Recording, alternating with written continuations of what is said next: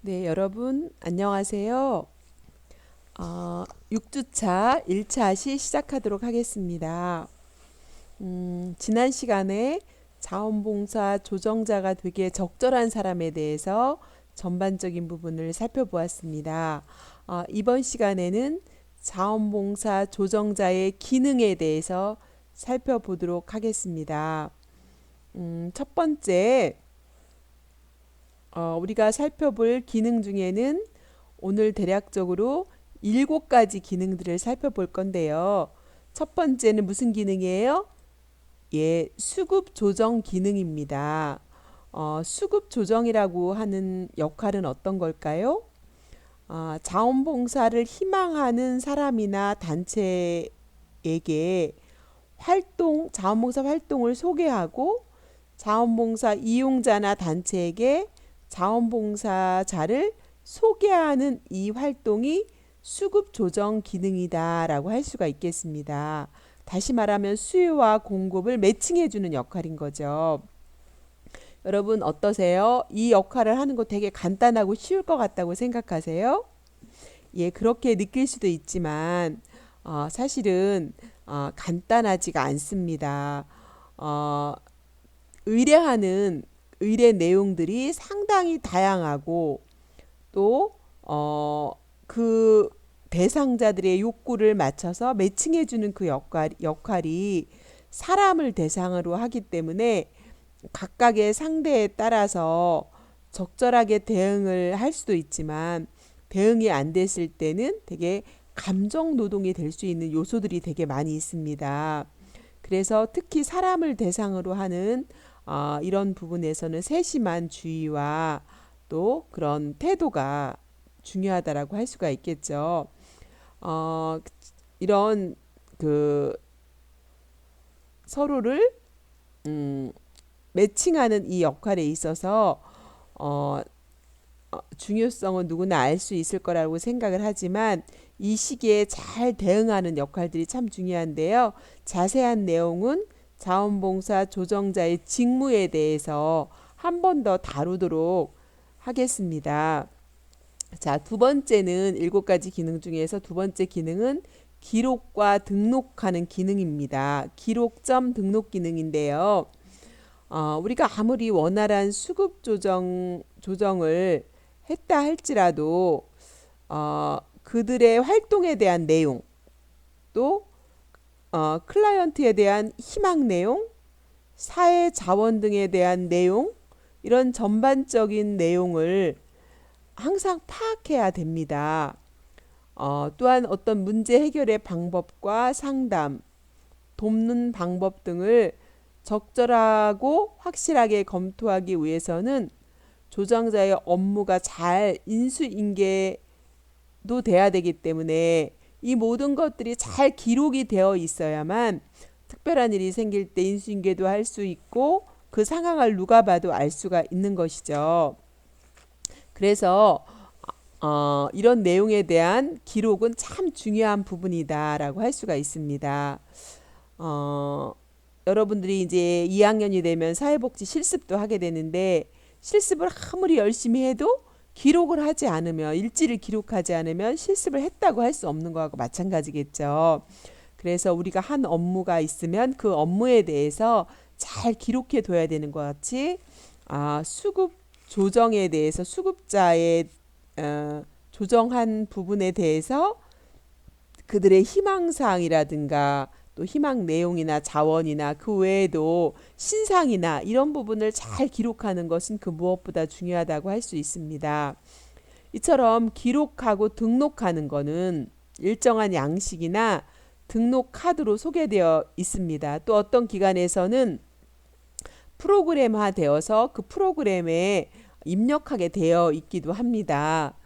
예를 들면 자원봉사자 카드가 있겠죠. 개인 카드와 단체 카드가 있을 것이고 자원봉사 이용 신청자의 개인과 단체 카드가 있을 것입니다. 이런 자원 카드와 상담 카드 또는 서약서 또는 활동 기록표, 활동 현황 뭐 이런 집계표 이런 걸 통해서 몇 명이 자원봉사를 신청했고 또 누가 몇 명이나 이용했는지 활동 내용은 어떤 것이었는지 그 분야는 어떻게 나누어지는지 등등 이런 부분들을 다 집계표를 통해서 통계를 내서 얼마만큼 우리 지역에서 자원봉사가 연령별로 또는 직업별로 또는 성비별로 어떻게 나누어졌는지 이런 것들이 기록과 등록을 하지 않으면 정확한 통계가 나올 수 없겠죠.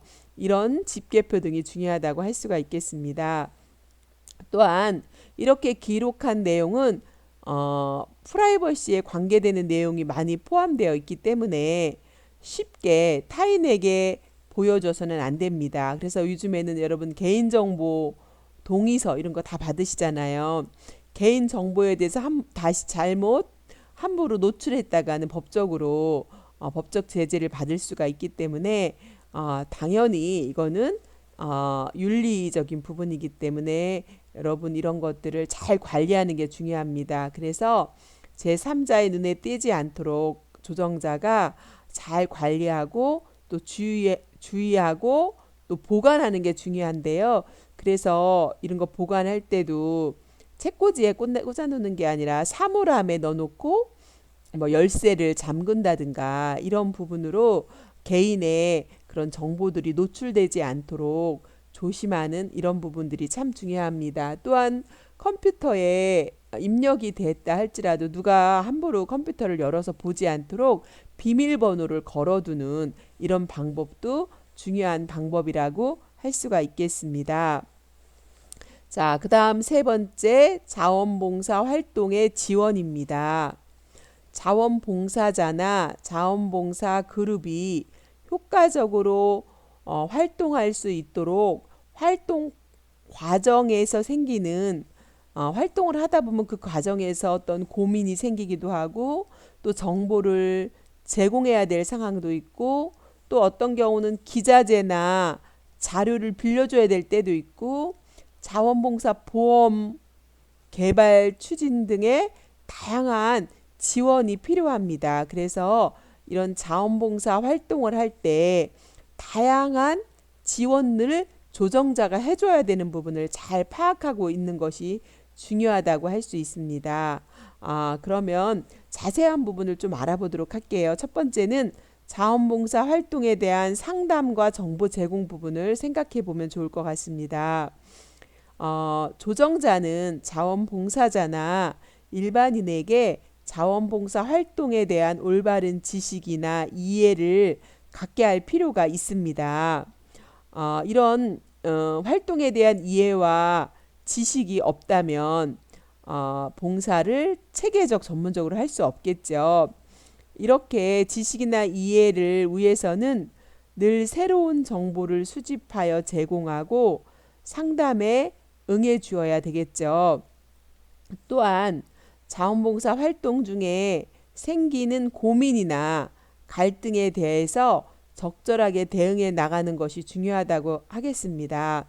자원봉사를 하려고 왔던 사람이 하다가 예를 들면 어떤 사고를 날 수도 있고 또 본인이 생각했던 자원봉사랑 다르다고 해서 중간에 이탈하게 되는 그런 경우도 있고 또 자원봉사자들끼리 이렇게 말다툼이 생기거나 이런 부분에서 어려움이 생기는 경우도 다양하게 있습니다. 이럴 때 조정자가 적절하게 대응해 가는 것이 중요하다고 할 수가 있겠습니다. 자, 두 번째는 자원봉사 활동에 관한 각종 지원금을 소개해주고 이런 절차를 어떻게 이용할 수 있는지 이걸 안내해 주는 것도 필요하겠습니다. 활동을 계속적으로 수행하기 위해서는 필요한 자금 조달이 이루어져야 합니다. 몸으로만 봉사할 수 있는 분야가 있고 몸으로가 아니라 또는 어떤 도구가 있을 때 어떤 그 재료나 이런 것들을 살려면 자금 조달이 이루어져야 하기 때문에 이런 부분에 대한 것들에 대해서 조정자는 자원봉사 활동에 지원하는 단체들을 파악해서 자금을 지원받을 수 있는 그 관련 절차에 대해서 알려주면 이런 단체들이 이런 자금을 지원받아서 자원봉사를 더 효과적으로 풍성하게 할 수 있는데 이것들이 코디네이터인 자원봉사 조정자들이 안내해줘야 될 그런 절차다라고 할 수가 있겠습니다. 그러면 그 지역에서 훨씬 더 활성화와 또 더 보람된 자원봉사를 풍성하게 할 수 있을 것 같습니다. 세 번째는 활동을 위한 회의장이나 행사장이나 기자재를 제공해 주는 그런 역할도 조정자가 해야 되겠습니다. 예를 들면 자원봉사 센터에서는 활동에 필요한 기자재를 준비해서 대출해 줄 수 있도록 해야 됩니다. 주변에 이용 가능한 각종 자원을 정확하게 파악해서 관련 단체나 이용자에게 제공해 주는 역할도 센터에서 해야 될 일이라고 할 수 있겠습니다. 어디 자원봉사를 하러 갔는데 그 기관에 예를 들면 빔 프로젝트가 없다든가 노트북이 없다든가 아니면 뭐 그 기관에 자원봉사 단체가 제과제빵 봉사를 하러 갔는데 뭐 오븐기가 없다든가 뭐 밀가루 재료가 없다든가라고 할 때 자금을 통해서든 아니면 다른 그런 방법을 통해서 그런 것들을 준비해서 대여해주고 지원해주고 또 정보를 제공해주는 이런 역할이 중요하다고 할 수가 있겠습니다. 또 한 가지 자원봉사자들이 최근에는 보험 가입을 하고 있습니다. 여러분들 직장에서도 단체로 어디를 갈 때 그냥 안 가잖아요. 혹시 일어날 수 있는 사고에 대비해서 단체 보험을 들잖아요. 마찬가지입니다. 자원봉사자도 활동 중에 만일 크고 작은 사고가 발생할 수 있습니다. 뭐 넘어질 수도 있고 골절이 생길 수도 있고 그 외에도 막 다양한 그런 사고가 생길 수가 있겠죠. 이런 사고에 대비해서 자원봉사 보험에 가입하는 것이 바람직한 방법이다라고 할 수 있습니다. 이렇게 보험에 가입돼 있다면 안심하고 활동할 수 있는데 이런 보험의 다양한 보험의 개발과 또는 이런 가입을 촉진하는 이런 방법도 자원봉사 활동의 지원 중에서 하나의 방법이다라고 할 수 있습니다. 자, 그리고 네 번째는 양성과 연수입니다. 자원봉사 활동을 잘하기 위해서는 자원봉사자의 의식이 참 중요합니다.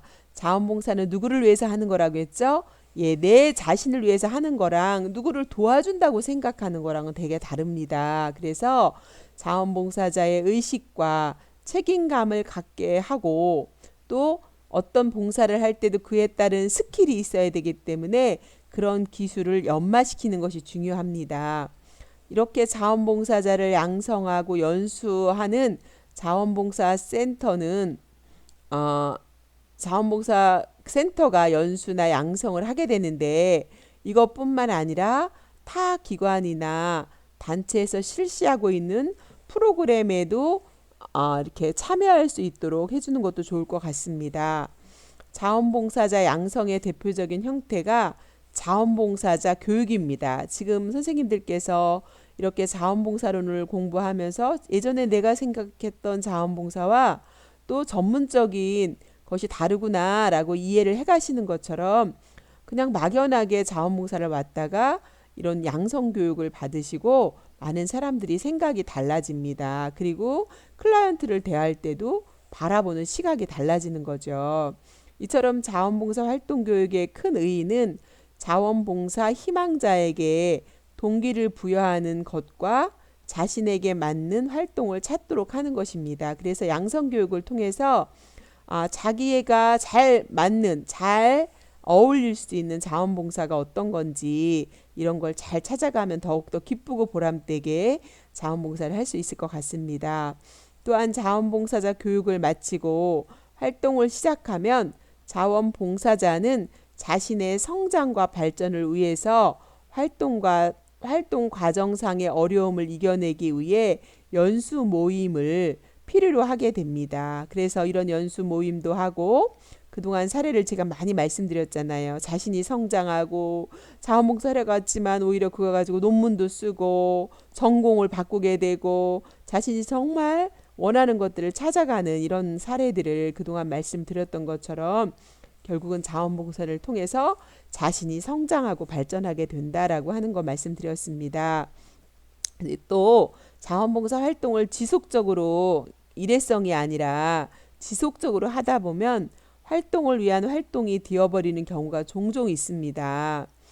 이러한 것을 잘 극복하기 위해서는 자원봉사자 상호 간의 교류를 통해서 목적의식을 회복하고 활동에 관련된 문제에 대해서 더욱 깊이 이해하려는 노력이 필요합니다. 잘못하면 타성에 젖어버리는 그런 경우가 있기 때문에 이런 것에 대해 교류하고 내가 처음에 자원봉사를 목적을 가지고 왔던 게 무엇인가 이런 거에 대해서 성찰하고 노력할 때 훨씬 더 보람있고 성장하는 자원봉사가 될 수 있다라고 할 수 있겠습니다. 이런 활동 과정 중에서 발생하는 어려움을 극복하기 위한 연수도 그죠? 자원봉사 관련된 연수도 매우 중요하다고 할 수 있겠습니다. 이런 어려움의 원인을 살펴보면 개인적인 문제, 또 단체 운영상의 문제, 활동 상대와의 문제, 또 활동상의 문제로 나누어서 결국은 살펴볼 수가 있습니다. 어려움의 문제들이. 그러나 이제 그 자세한 내용들은 이 네 가지로 나눠서 다음 차시에서 살펴보도록 하고 1차시는 여기까지 하도록 하겠습니다. 2차시에 그 나머지 부분 다루겠습니다. 수고 많으셨습니다. 감사합니다.